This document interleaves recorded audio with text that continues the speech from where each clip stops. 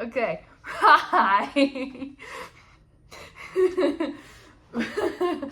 Hi. Welcome. This is gonna be explained. You'll understand. You'll understand, okay? Welcome to episode 12 of ranking supernatural characters every episode. You have to take me seriously. You have to take me seriously. Like, I have to take me seriously. You have to take me seriously. We have to get it together for this episode, okay?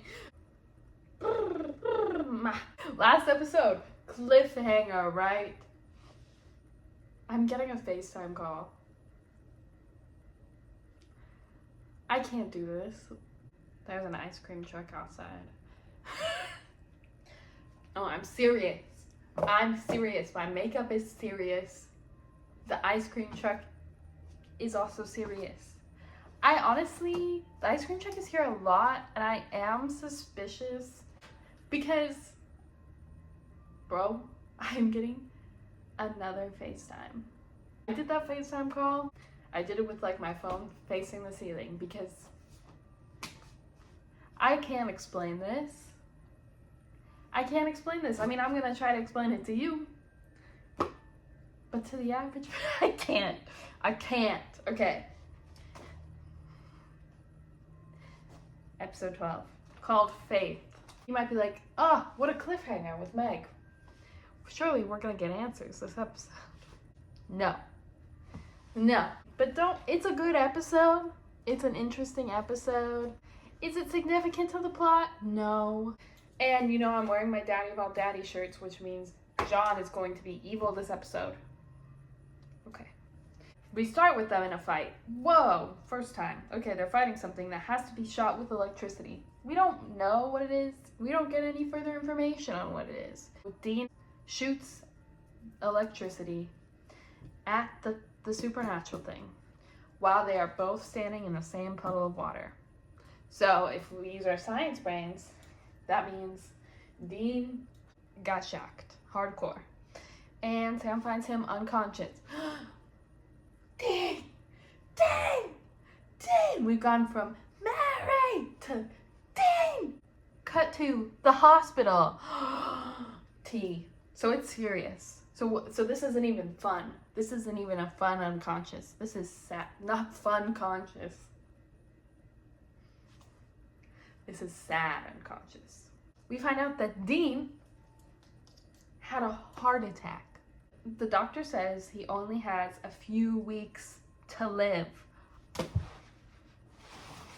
Dean, what? But you're one of our, don't fall. You're one of our main characters. What are we gonna do? You can't die. You can't die and still be one of our main characters. That would be impossible. Important episode because, whoa, Dean's dying. Okay, this is serious. Serious makeup, serious plot, serious. Dean has accepted his fate. He's like, this is what it is. This is what it is. You know, I was gonna die at some point. Sam is like, no, I won't let you die. I won't let you die. I'm gonna figure it out. Right? And Sam is going through a lot, right? Because Mary, because John is missing, Jess is dead, R.I.P. Jess, and now Dean is going to die, which, if we do the math, do the homework, do the math, Sam would be alone. Dean's like, I could die, and you know what? I'm gonna diagnose Dean. I don't have any credentials except that I have depression. I didn't think he's depressed. Dean is our depression poster boy. He's like, I'm good. I'm cool with dying. Should probably get some help. You're like, Giselle, this still hasn't told me why your face is like this. Don't worry. We're getting there. It's gonna be a minute though. So Dean's dying, right? So of course, you know what Sam's gonna do? He's gonna pick up the phone and he's going to call his dad. Take a guess. Do you think that John is going to answer the phone? No! Hell. John doesn't answer the phone. Sam's like crying, like Dean is dying. I'm trying to figure this out. Please help. It's your son, you know? Radio silence. We're not gonna hear from John this whole episode.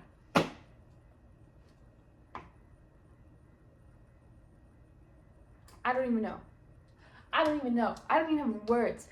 I think we're gonna have to make a new level that just says John. Because what is this? Your son, who devoted his whole life to you, did everything for you, is dying, and you're like, whatever. I don't care. Great. I wish the worst for you, John. I wish the worst for you. I can't even be shocked anymore. It's just so upsetting. It's just so upsetting. What a horrible dad he is. He's just the worst. And I feel like the show, although they portray, like they show him doing all these actions that make him the worst, I don't know that I want the show to be like, yeah, John is the villain. Does it go that hard? No, it doesn't. But John is. Sam is calling John's friends from his journal. Not because John told him his friends that he could contact. No. Sam is using the journal, calling John's friends. One of John's friends tells him about a specialist in Nebraska. He's a reverend. Christian reverend. We're going Christianity this episode.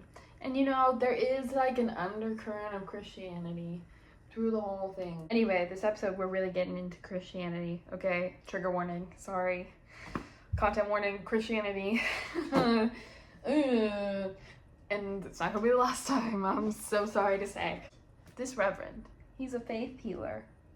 So he heals people. Like in the Bible, how they heal people. This guy heals people, okay? Dean's like, I don't believe this. Slay. He's like, in what world? This is not happening. Sam's like, we have to try. You're gonna leave me. I can't. Obviously, he's not saying all of that because they don't communicate, but we can infer.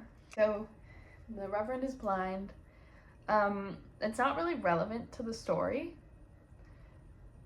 but we love representation. He picks Dean to heal. He's like putting his hand on Dean's head, and Dean passes out. He wakes back up, and when he wakes back up, he sees a man. What does this man look like? Oh, guess what? We have a great visual aid. My face. This is what the man looks like. I would say this is like 95% accuracy, okay? This is what the guy looks like. Okay? So you don't even need to go look it up. This is exactly what this man looks like. So this guy, he's in a suit. He's standing behind the Reverend. Dean wakes up and then sees him vanish into thin air. Ooh, supernatural. We're like, who is this man? We don't know yet. Dean, feels better. So they go to the doctor, and the doctor's like, yeah, no signs that you ever had a heart attack. Oh, what does this mean? What are the implications? So he was healed. But we're suspicious because good things never happen. Good things never happen, okay? If a good thing happens in the show, no, it didn't. Dean is suspicious. Anyways, the doctor says it's strange because on the same day, around the same time that Dean was healed, a 27-year-old healthy guy died of a heart attack. Coincidence? I think not. Dean thinks not. Coincidence? Add one person to our human death count. Not Dean. We didn't add Dean to the death count. So, slay. Dean talks. He's like, I think something's up. Sam's like, why does something have to be up? Why can't we just be happy that you're healed and that everything's okay? Dean's like, good things don't happen. Dean goes to talk to the Reverend. We learn a little bit about the Reverend's backstory. So one morning he woke up blind and found out he had cancer. Double homicide. He and his wife, Sue Ann, Okay, Reverend's wife's name's Sue Ann. They prayed for a miracle. He went into a coma, much like Dean did. And when he woke up, cancer was gone. Oh, he wasn't, well, back up. He went into a coma, and the doctor said he wouldn't wake up. Bro, the ice cream truck is still here. It's so weird because they're here all the time. The ice cream truck is here like every day. That's weird. Okay, anyway. Reverend goes into a coma. He's not supposed to wake up from the coma. The doctor's like, he's gonna die. He wakes up. Cancer's gone. He's still blind, but cancer's gone. And he discovered he could heal people.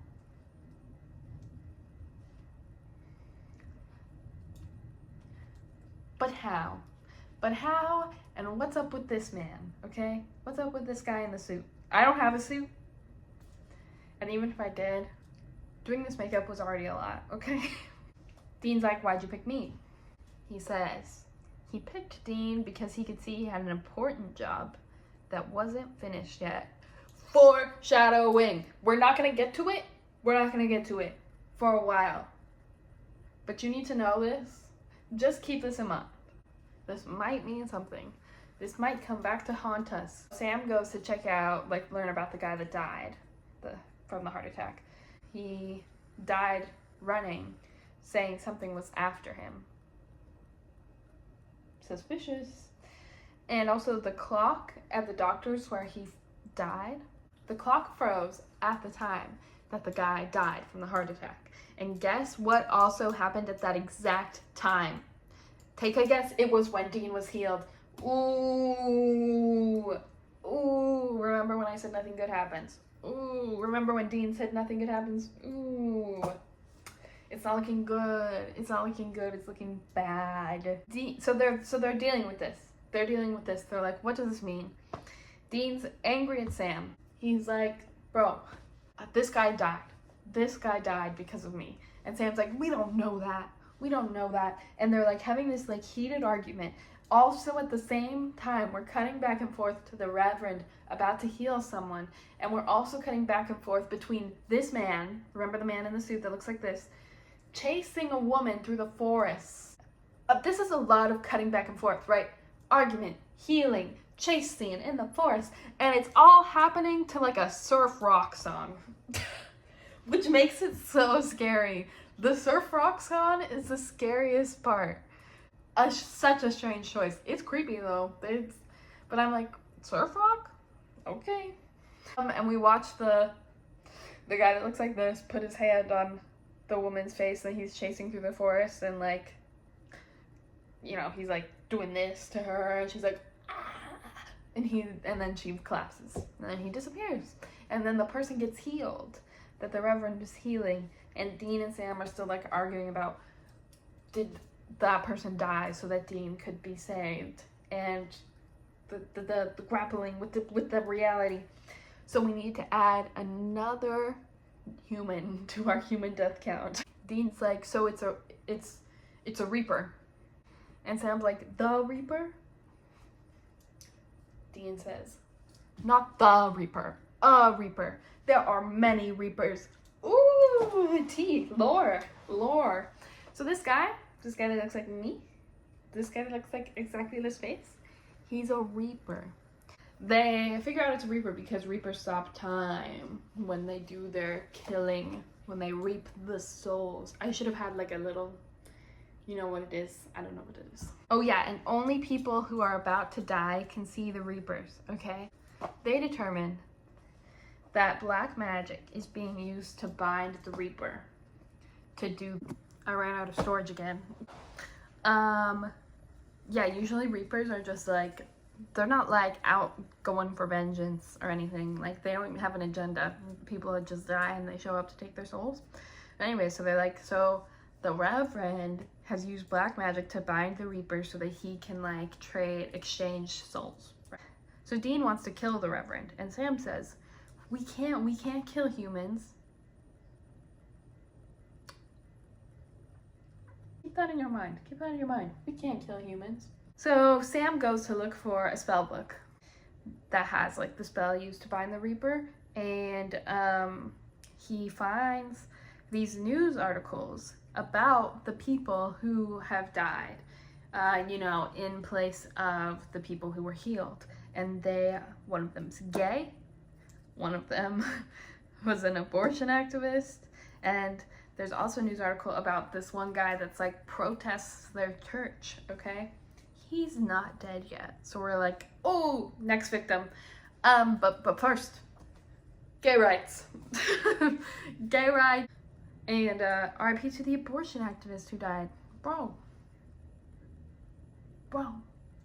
So like, yeah, they are killing people that they feel deserve to die because they're not following their Christian beliefs. Oh, does this sound like it might be relevant to the current political climate in the United States of America? Maybe. Dean has to stop the Reverend from healing a brain tumor patient while Sam tries to save the protester. And this is sticky. It's sticky because, like, Dean has to basically be like, no, you gotta die, brain tumor patient. It feels bad. Dean feels bad. Dean decides to call that there's a fire, and so everybody leaves. He stops the healing, but the Reaper's still attacking. So they're like, the Reaper's still going after the protester. We're like, what? But the Reverend didn't heal anyone. We find out it's Sue-Ann. It's the wife. It's the wife. It's not the Reverend. It's the wife. Oh my gosh. And we find out that the Reverend doesn't even know his wife's doing this. Ooh. So, we figure out that she did it to save her husband first. She found the Reaper to save her husband, when he had cancer and he was in a coma. She saved his life, and then she was like, you know what? Now I'm gonna go around and kill people that I disagree with because they aren't Christian. Ooh. We hate Sue-Ann. If Sue-Ann had a picture, she would be in hell. And that's funny, and it's ironic because she's Christian. Anyway, then we find out Sue-Ann's going after Dean. Oh, Sue-Ann's going after Dean. She's like, Dean? Because now she knows Dean knows. She's like, I gotta kill you. Sam is able to free the Reaper from her spell, so then the Reaper, to get revenge, goes and kills Sue-Ann. So we add another human to our human death count, and then the Reaper goes away. And that's it. We have no connection to Mary, to John, to Jess, to the man, to Meg, nothing. We just have a near-death experience for Dean, some more trauma for Dean and Sam. John not showing up for his children again, and that's pretty much it. But guess what? Next episode, episode 13, is our season 1 finale. So you know it's gonna get interesting. So tune in. I have to wash this makeup off my face now.